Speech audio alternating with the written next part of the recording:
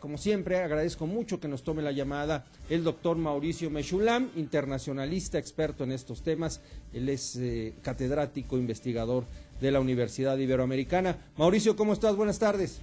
Primo, ¿cómo estás? Un gusto saludarte y pues nuevamente lamentando pérdidas a partir de ataques como este y pues aquí estamos, por supuesto, a la orden. ¿Qué se puede decir con los pocos elementos que hay, Mauricio? Estamos hablando, nos lo explicaba David del Río, el corresponsal de Notimex, un punto muy particular de la geografía francesa en donde hay una gran cantidad de personas musulmanas, habitantes de origen musulmán, pero también un gobierno de ultraderecha. Es un lugar en donde se generan tensiones. ¿Eso nos podría dar una pista sobre lo que pudo haber motivado este atentado?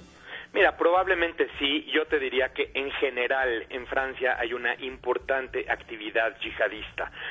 Hay que entender que un ataque que se lleva a cabo es digamos, la cola de una serie de atentados que se frustran o se detienen, de los cuales ni siquiera nos enteramos. Entonces, más que pensar en una serie de particularidades, que por supuesto las hay por la fecha, pero también la Eurocopa pudo haber tenido sus propios símbolos, nada más que no pudieron concretar ningún ataque en ese momento. Lo que pienso que es fundamental comprender que hay un fenómeno en aumento en el cual París se va a concatenar con Bélgica, quien a su vez se va a concatenar con una serie de atentados en Egipto, en Túnez, en Irak, en Líbano, en Bangladesh más recientemente, en Estambul, ¿no? Y esta serie de elementos son las que nos tienen que mostrar que se trata de una manifestación que claramente tiende a ir creciendo. Y claro, por supuesto, Francia va a recibir más foco mediático porque pues tiene una atracción y por la cantidad de turismo, sin duda, pero hay otros atentados. Hoy mismo, por ejemplo, en Somalia, ¿no? Y claro que en Somalia pues difícilmente va a adquirir el foco mediático que adquiere en Francia, ¿no? Sin lugar a dudas, Mauricio. Y otra cosa que llama la atención, y tú bien dices, hay que detenerse un poco en las particularidades, pero el fondo es otro. Pero el hecho de que se trate de un ataque con estas características, es decir, ya no estamos hablando del uso de material explosivo, no estamos hablando del uso de armas, estamos hablando de alguien que toma un vehículo y simplemente lo lanza contra la multitud. Eso quiere decir que los vehículos, precisamente para llevar a cabo este tipo de ataques, pueden ser cualquier cosa. Exacto. Mira, para ataques caseros hay que voltear al caso Palestina-Israel, que es un caso donde se han perpetrado ataques de este tipo en los últimos meses. Yo diría en el último año, una gran cantidad de ataques caseros con cuchillo. Una persona va, toma un cuchillo, amenaza a personas en una estación, o bien una persona toma un coche y lo utiliza como proyectil en contra de 3, 4, 5 personas que están paradas en una estación. Aquí lo que pasa es que esto mismo, lo del coche, se lleva a cabo de manera más masiva y además en una fecha simbólica, en un momento como clave, y por supuesto que adquiere un mayor foco, ¿no? Pero sí, definitivamente la reflexión que tenemos que entender es que este tipo de atentados se están llevando a cabo sobre objetivos blandos, objetivos que se conocen como suaves, es decir, son objetivos fáciles para quienes los perpetran, son objetivos fáciles de atacar.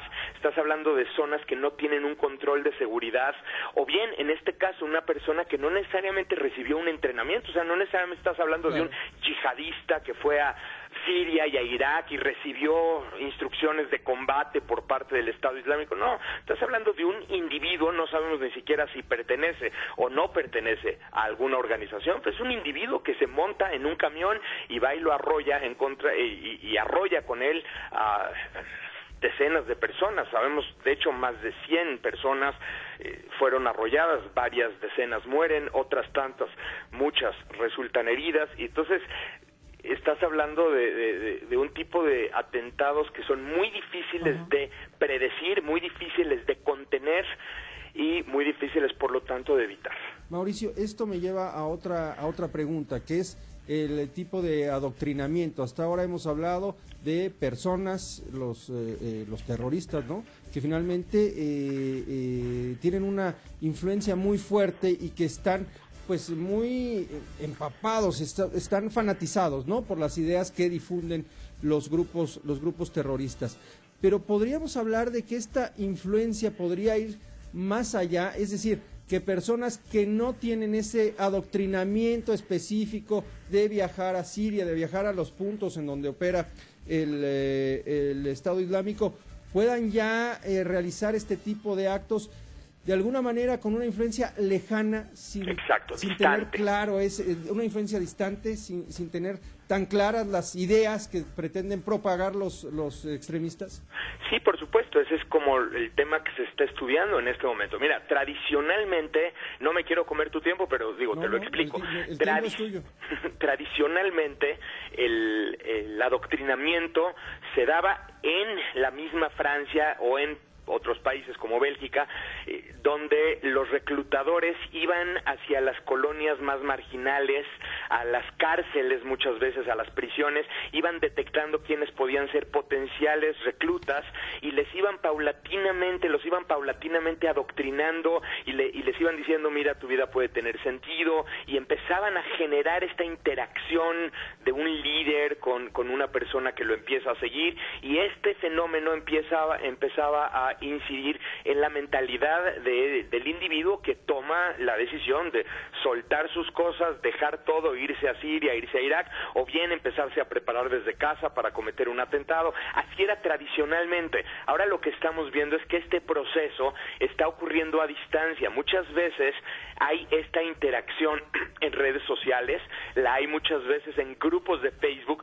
donde no necesariamente, ya ahora sí que con los tiempos actuales, no necesariamente a partir de un líder. Grupos de Facebook se empiezan a incitar unos individuos a otros de manera horizontal, como sucede, ¿no? Y vas a ver grupos de Facebook donde muchas personas se empiezan a invitar, mira, nuestra vida puede tomar sentido, y obviamente van a elevar estos grupos de Facebook, van a subir al altar a individuos como el que hoy perpetró el atentado, y muchas personas también lo reciben como un incentivo para cometer atentados similares. O sea, estos actos terminan, por supuesto, generando terror en una gran cantidad de población, pero también generan un sentido de atracción en un grupo reducido de personas, quienes ven en esto un ejemplo a seguir para cometer un ataque posteriormente.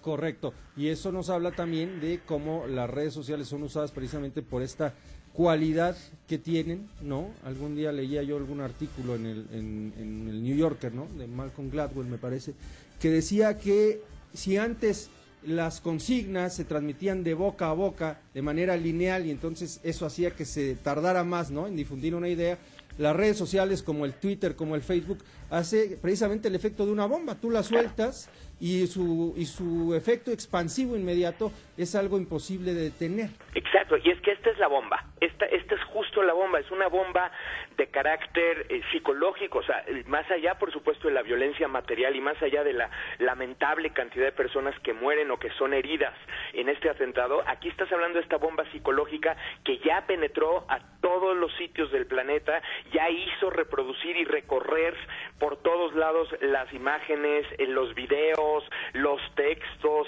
ya generó conversaciones, todo el mundo está hablando de esto, en todos los medios se está hablando de esto. Este es el efecto que aporta una enorme eficacia a este tipo de atentados para, por supuesto, para efectos de los perpetradores, y eso es lo que incentiva la comisión de más atentados similares. O sea, literalmente esto tiene un impacto hoy en día mucho más severo a nivel psicológico, por supuesto, a nivel terror, a nivel miedo, que el impacto que tenía hace solamente 10 años. ¿Qué se puede hacer, Mauricio? Híjole, primero tenemos que estudiar muchísimo más acerca del fenómeno. Los estudios que se han efectuado siguen siendo insuficientes. Hay que entender muy bien, por ejemplo, lo que acabamos de discutir tú y yo, ¿no? Cómo impacta esta relación redes sociales en la radicalización de determinadas personas, cómo poder detener el terrorismo en su raíz, o sea, si realmente existe una vinculación socioeconómica con a los atacantes y tratar de generar una menor exclusión social y una mayor integración de las sociedades, o bien hasta qué punto, por ejemplo, los conflictos de Siria, de Irak, terminan incidiendo. Recordemos que 99.5%, no estoy inventando una cifra, es la cifra del Instituto para la Economía y la Paz, 99.5% de las personas que mueren por terrorismo mueren en países no occidentales, y es importante entender que el terrorismo es mayormente un fenómeno que está ocurriendo en sitios como África, como Medio Oriente, como Asia, y ahí es donde hay que atacar también las condiciones de raíz. Desde luego, y bueno, tomar en cuenta esto último que dices, si bien en Francia toma un mayor valor, una mayor relevancia mediática, el problema, la mayor parte del problema se encuentra en otros países. Mauricio, como siempre, un gusto saludarte, aún en estas circunstancias, y agradecerte pues tu disposición con la audiencia de Grupo Fórmula para poder explicar lo que está ocurriendo, ¿no? Con los pocos elementos que hay. Con los pocos elementos, por supuesto. Pero es importante entender sobre qué terreno estamos parados y estamos mirando. Al contrario, un gusto saludarte, ojalá para la próxima sean mejores condiciones, y un saludo a toda la audiencia. Hasta pronto. Fuerte abrazo, Mauricio Mechulam.